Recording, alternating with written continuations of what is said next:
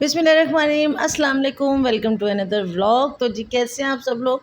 अल्हम्दुलिल्लाह से मैं बिल्कुल ठीक ठाक हूँ। व्लॉग आजकल बहुत ज़्यादा लेट आ रहे हैं। कोशिश करती हूँ कि मैं डेली व्लॉग अपलोड करूँ, लेकिन ऐसा हो ही नहीं पाता। मसरूफियात कुछ ऐसी होती हैं और इतनी ज़्यादा कभी तबीयत ख़राब हो जाती है कि फिर बिल्कुल भी कुछ करने का दिल नहीं करता। आप लोग दुआ करें कि अल्लाह ताला मुझे सेहत, तंदुरुस्ती और ज़िंदगी दे। और बस जी आज मैं कर रही थी अपना पुराना रिवायती नाश्ता, जो कि हमारा बहुत ही सबका फेवरेट नाश्ता है। आप लोग बताएं कि जब आप लोग के रात को चावल घर में बच जाते हैं, आलू के चावल, पुलाव, बिरयानी या इवन चने की दाल की खिचड़ी भी अगर बच जाती है, तो आप लोग क्या करते हैं? मैं तो भाई इस तरह करती हूँ, जब मेरे रात के चावल बचे होते हैं तो मैं मंगाती हूँ अंडे, और 2 अंडे मंगा के उसका अच्छा सा बनाती हूँ ऑमलेट, और हम तीनों माँ बेटियाँ बैठ के नाश्ता कर लेती हैं। और गर्मियाँ थी ना, तो बस इस वजह से मैंने काफ़ी अवॉइड किया हुआ था अंडे को।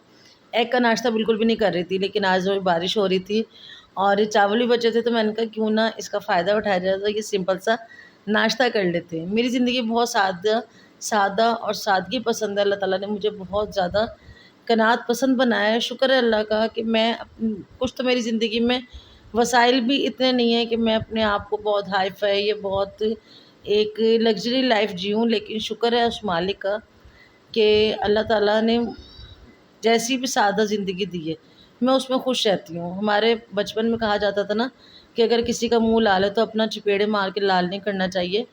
और अगर ये फ़ॉर्मूला अगर आप अपनी ज़िंदगी में सीख लें ना, और अल्लाह ताला की तक़सीम पे आप राज़ी हो जाएँ, तो यकीन जानें आपकी ज़िंदगी बहुत ज़्यादा आसान हो जाती है, और आपको कभी भी अल्लाह ताला से यानी कि शिकवा नहीं रहता। हमेशा आपके मुँह से शुक्र का कलमा ही निकलता है। जैसे कि हर टाइम अल्लाह का बहुत शुक्र है कि मेरे मुँह से हमेशा अल्हम्दुलिल्लाह ही निकलता है। कोई मुझे नेमत नसीब होती है या अगर कोई नेमत नहीं भी नसीब होती है, तो बस मैं कहती हूँ कि शुक्र अल्हम्दुलिल्लाह। अगर कुछ ऐसा नहीं भी नसीब होता ना, तो मुझे ये लगता है कि शायद ये मेरे लिए बेहतर नहीं था। अगर बेहतर होता तो मेरे रब ने मुझे हर रुकावट दूर करके मुझ तक इस चीज़ को पहुँचाना था। अच्छा जी, यहाँ पे दोपहर का टाइम हो गया था, बारिश हो रही थी और शुक्र है कि गैस आई थी, तो मैंने इस टाइम का फ़ायदा उठाया, मैंने रोटी बना के रख दी।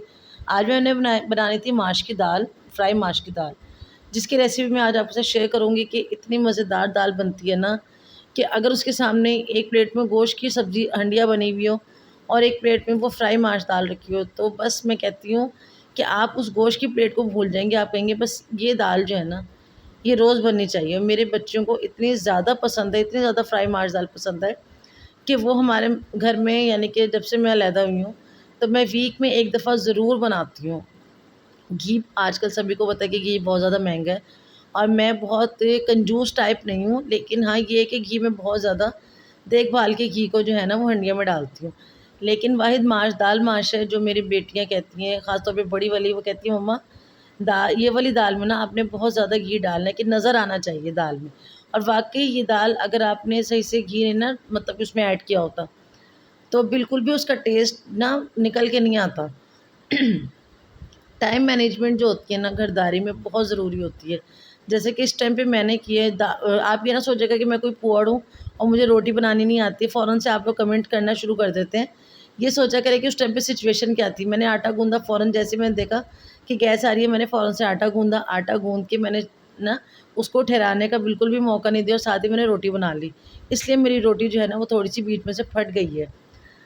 तो मैं टाइम मैनेजमेंट जो होती है ना, वो बहुत ज़रूरी होती है अपनी ज़िंदगी में, क्योंकि अब इस टाइम जैसे कि हालाँकि मेरा यानी कि काम मैं कुछ और कर रही थी, सफाई वगैरह कर रही थी।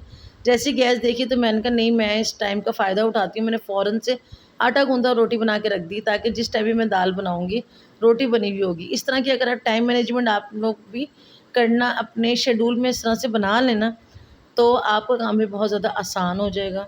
और बहुत से अब जैसे कि जिस टाइम भी मैं दाल बनाऊँगी, मुझे पता होगा रोटी बनी रखी हुई है, और मुझे इतनी ज़्यादा टेंशन नहीं, क्योंकि मैंने धोने थे कपड़े, बारिश का मौसम हो रहा था, तो मैंने कहा था कि मैं कपड़े भी धो के रख दूँ। मुझे ये टेंशन नहीं थी कि मैंने रोटी बनाने में पता रोटी जो है वो बनी रखी है, कपड़े धोते साथ ही दाल मैंने भिगो दी थी। दाल हमेशा अच्छा, इसकी रेसिपी मैं आपको बता दूँ, 2 घंटे मैंने ये 1 पाव दाल की रेसिपी, 2 घंटे मैंने उस दाल को भिगोया था। अच्छे से वॉश करके आपने वो दाल ऐसे पानी में भिगोनी कि जो आपने उसी हंडिया में, यानी कि उसी पानी में आपने उस दाल को पकाना है। 1 बड़ी प्याज़ ली थी, 2 बड़े टमाटर लिए थे, 1 टीस्पून आपने लहसुन अदरक का पेस्ट, उसमें 2 से 4 हरी मिर्चें पीस लेनी है, और साथ में नमक, मिर्च, हल्दी अपने टेस्ट के अकॉर्डिंग ऐड कर देनी है।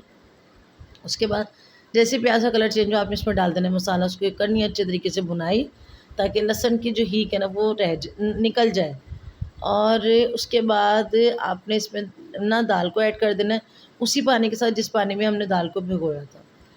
तो इतनी मज़ेदार ये दाल बनती है। जैसे कि दाल बन जाए, आपने दम के टाइम पे हरा धनिया और गरम मसाला डाल के आपने इसको दम लगा देना है 10 मिनट के लिए। तो बस मैं कहती हूँ कि इसके टेस्ट का आप अंदाज़ा नहीं लगा सकते, जो नेक्स्ट लेवल का इसका टेस्ट होता है, कि मैं कहती हूँ कि बस मैं जब आप ये दाल बनाएँगे ना, आप फिर मुझे अपना फ़ीडबैक दीजिएगा कि ये दाल किस टेस्ट की बनी है, ज़रूर कमेंट सेक्शन में मुझे बताइएगा। अच्छा, जैसे मसाला भून गया था तो मैंने साथ ही इसमें डाल दी थी दाल, और उसी पानी को मैंने इसमें ऐड कर दिया था। तो अच्छा, ये एक टिप मैं आपको बता दूँ कि जब आपने दाल 2 घंटे भिगो दी और आपको लग रहा है कि इसमें पानी ज़्यादा है, तो आप उस पानी को पहले किसी अलग बर्तन में निकालें। दाल आपने डाल दी, उसके बाद आपने उसी तरीके से पानी उसमें ऐड करना है, जितने की आपको ज़रूरत हो। कभी आप लोग बाद में कहते हैं कि आपने कहा था और दाल हमारी जो है वो बह गई, बिल्कुल ऐसा नहीं है। पानी आप उसमें से निकाल दें और फिर थोड़ा-थोड़ा करके ऐड करें, तो उससे भी दाल जो है ना, वो आपकी खड़ी-खड़ी बनेगी, ऐसी वो बिल्कुल जो मैश हो जाती है वैसी नहीं बनेगी।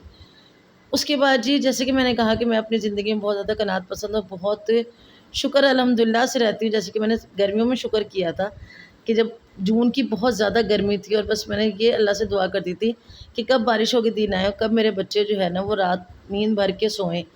और शुक्र है अल्लाह का कि बारिशों के दिन आ गए और अब मेरे बच्चे भी नींद भर के उठते हैं और अल्लाह का शुक्र अदा करते हैं। तो जी, व्लॉग पसंद आया तो लाइक, शेयर, सब्सक्राइब ज़रूर कीजिएगा। दुआ में याद रखा करें। ओके जी, अल्लाह हाफ़िज़।